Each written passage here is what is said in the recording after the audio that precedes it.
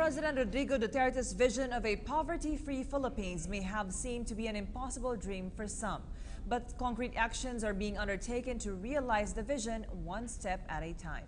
The recent commitment undertaken by the Chief Executive's cabinet secretaries and some members of the legislature and local government moves towards that direction. Julius Zamboron filed this report. Members of President Rodrigo Duterte's cabinet came together to sign in support of the National Convergence Initiative for Sustainable Rural Development, including DILG Secretary Ismael Sueno, DAR Secretary Rafael Mariano, and DA Undersecretary Rani Baydilanggalin. Also present were lawmakers and local governments. Among the documents signed were the Joint Resolution to Rural Development, adopting the Joint Administrative Order No. 1 for DA, DAR, DANR in the DILG under the Duterte administration, convincing the NEDA to appoint the Regional Development Council to consider the Convergence Initiative projects, classification of economic zones, and coordinating farm roads and flood control dams under the National Greening Program of the DENR with the help of the Department of Public Works and Highways. Para may makita tayo na model sa isang probinsya. Saka alam nyo, ang Pilipino kasi, pag may nakita sila na maganda, sinusunod yun. At saka they're trying to compete. They are trying to compete, no?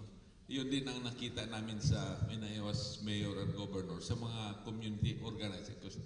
Ako kasi ang expertise namin doon is community organizing. The message of the Convergence Initiative is very simple: unity. Now is the right time for the DA, DAR, DNR, DILG to further strengthen their commitment to the NCI SRD because our fellow men needs us more than ever.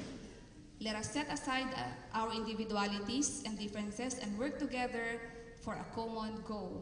The positive results of the program on the citizenry were also shown, including the good effects on the agrarian reform sector. Ayun, ang focus namin dito, paano mapalakas yung tenure rights ng ating mga agrarian reform beneficiaries. Sa ngayon, sinasabi doon sa datos ng DAR na from 1972 to end of June 2016, meron ng mga mahigit 4.7 million hectares ng lupain ang ating awarded and distributed sa mahigit 2.7 million agrarian reform beneficiaries. The strategy was the brainchild of the 4 rural development agencies to help create a progressive country in line with the Chief Executive's commitment, not only to end illegal drugs operations, but to totally eradicate poverty in the Philippines. For PTV News, Julius Zamboron.